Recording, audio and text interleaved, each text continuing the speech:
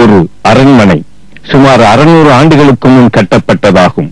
திண்டுக்கல் அருகே உள்ள கன்னிவாடி என்ற வரலாற்று முக்கியத்துவம் வாய்ந்த ஊரில் இப்போது அது இந்த நிலையில் காணப்படுகிறது. பங்காரு அம்பைய சுவாமி நாயக்கர் என்ற பெரும் ஜமீன்தார் இவ்வரண்மனையில் இருந்து இப்பகுதியை கோலோச்சினார். அவருக்கு பின் அவரது வாரிசுகள் ஆட்சி செய்து வந்தனர். வெள்ளையரை எதிர்த்து வீர முழக்கமிட்ட வீரபாண்டிய கட்டபொம்மன் இங்கு விருந்தாளியாக வந்து போனதாக வரலாறு கூறுகிறது.